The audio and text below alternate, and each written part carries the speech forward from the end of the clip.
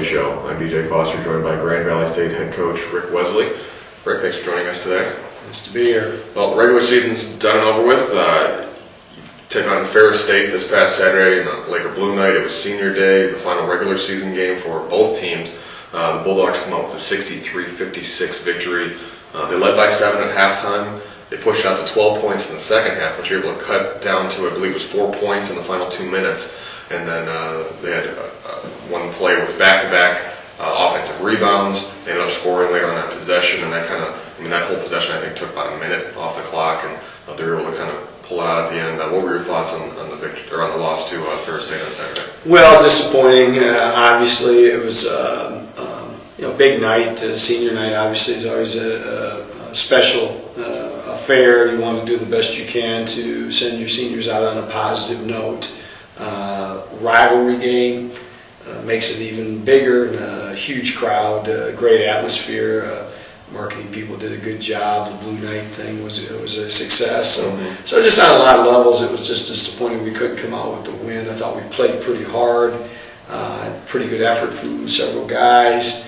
To Ferris's credit, they had a lot more probably on the line than we did. A piece of the North Division Championship, and I thought, down the stretch in those last 5 minutes or so when the game was really on the line, I thought there's two seniors really stepped up and did a nice job for them. You were led in scoring by Nick Waddell, who had 16 points. He shot 7 of 11 from the field. Tyrone Lee had a career high 15 points.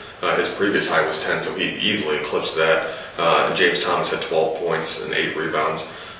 Going into postseason play now, what did you take away from this game that some positives possibly that you can use in preparation for Findlay? Well, just the fact that our guys continue to compete and fight, and they've stuck together. I think there's still an enthusiasm within our team to want to do something special yet this season. So, I don't think at any point have they given up. We haven't been quite good enough to get over the hump in a lot of these games, but I respect and appreciate their continued commitment to work and try to get better. Tyrone Lee in particular has had a pretty good stretch here in the last month and a half. Good to see him play a good game in a big game like that. Obviously JT's had a good season. I thought Nick Waddell came back, especially in the offensive end, had a solid game. So there was some positive. Darius Norman got in there, got a chance to get a few minutes. He's been doing better in practice. We felt it was important to reward him with some more playing time, and I thought during the time he was in there, I thought he did a nice job too. So certainly there were some positives in there. It wasn't all negative. The final result wasn't what we wanted, but there's some things in there to take away and feel good about. You finished up the regular season 14-12 overall, 10-9 in GLIAC play. You're the 7th seed going into the playoffs this Wednesday at Findlay, a team obviously, you know them well. Since you've been here, this is the 18th time you two have played since 2004, 2005, 7th time in the postseason.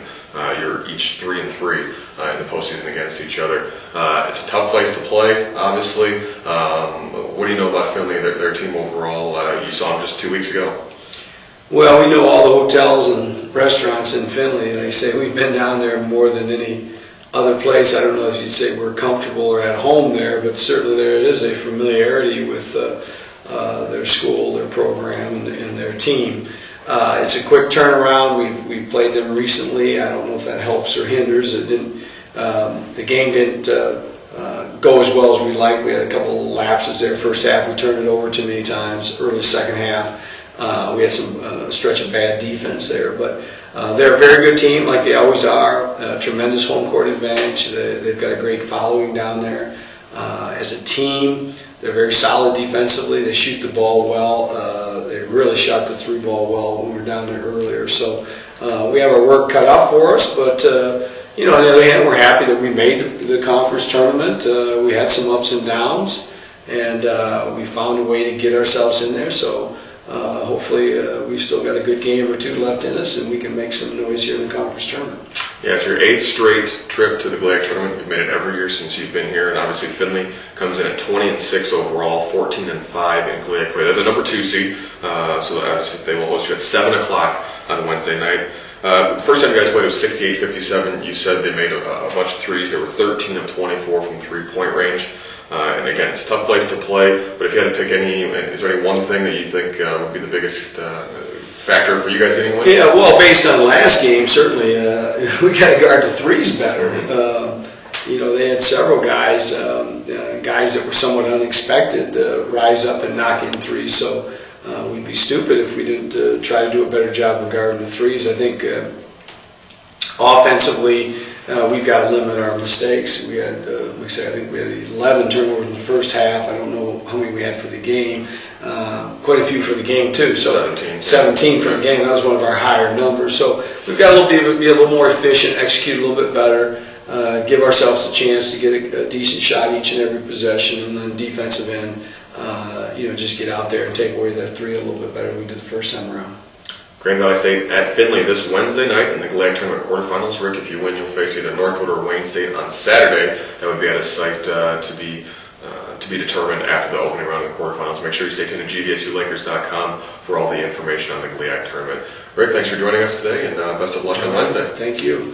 Thanks for watching the Ric Wesley Show here on the Grand Valley Sports Network.